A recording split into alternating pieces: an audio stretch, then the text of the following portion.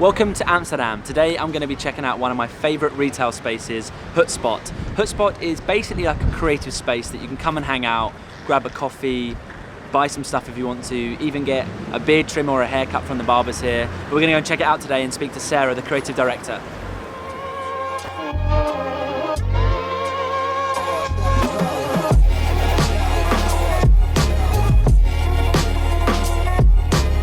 Alright, so we are here with Sarah, and she is the creative director of Hutspot, and we're basically just going to have a chat and we're going to talk about this beautiful store that you've got going on here. So if you could introduce yourself and tell us a bit about what your role kind of entails here. My name is Sarah. I work at Hutspot. I've been working here for 3.5 years now. This is the flagship store we're in now, the Van Waalstraat, and it opened up in December 4 years ago. And in between we've opened 2 other shops, one in Amsterdam, one in Utrecht. And I'm the creative director, so basically I take care of all the graphics or the whole visual look. Let's talk about the name Hutspot. Where did that come from, and is there a meaning behind that? So Hutspot is actually a traditional Dutch meal, and it's a meal that consists of all sorts of ingredients. So it's a mixture, and basically our shop is as well. So it's a mixture between art, furniture, small stuff. I think the main thing that stands out for me at Hutspot is the fact that literally it's amazing interior design, but you can pretty much buy anything. So these chairs here, they're not just here to look great, they're actually for sale as well. Because obviously you've got a retail space, you've got a barber's here, you've got a lunchroom upstairs. So can you talk us through the concept of the space and the different levels? Yeah. So the idea behind the concept was mainly being a platform for young designers. It didn't really matter what they did as long as it was a cool idea. We wanted to offer them a space, to show it to the people. But of course, once you get bigger and people get to know your name, it's inevitable to not also work together with bigger brands, which we do now as well. And we also host events, for example. That can be dinner parties, workshops. Mm-hmm. We have the barber shop, which is also a company within our company, so he runs completely his own thing. Okay. But we just offer the space, and of course we're all one company, but we try to do all these different things. There's loads of stuff to talk about in this space because it's so unique. There's one thing after another. Literally, this little space here is one of my favourite spots. Look, you go up the pallets, and then you've got a sweet view of what's going on in Amsterdam.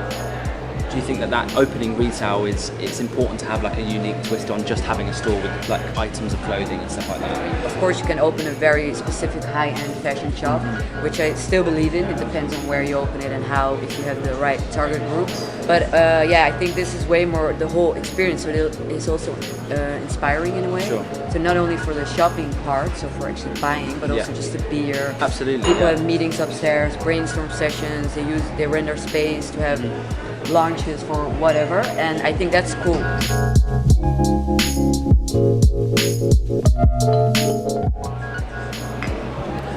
Come on now, guys. I would not recommend a place that didn't have delicious coffee. You must have got to a certain point and go okay, well now I think we're ready to open another location. Yeah. What's the process behind that? The process behind that started for us. We opened this shop, then we noticed that a lot of people also started to approach us saying, hey, I make this, and can I sell it at your shop, which we love. That phase was really interesting to see. Now most of that goes digitally, but then we figured, hey, there are a lot more brands we can fill our shops with, so why not open another one? And I think most importantly is to, of course, be aware of what's going on in the world, but also really just keep on focusing on your thing. Because I believe once you go out looking too much at other people, you might copy without realizing, or your focus is not where it should be. And that's, for example, the online stuff for us is really important, because there we really try to create our own identity and also telling the stories behind the brand. So we do cool interviews with the startups mostly, because to give them extra exposure, but also to give all the brands that sell at Hutspot a little extra. So it's not that we use their images, but instead they use our images sometimes, which is really cool. Obviously, Hutspot is hugely successful. What would you say has been the most difficult challenge?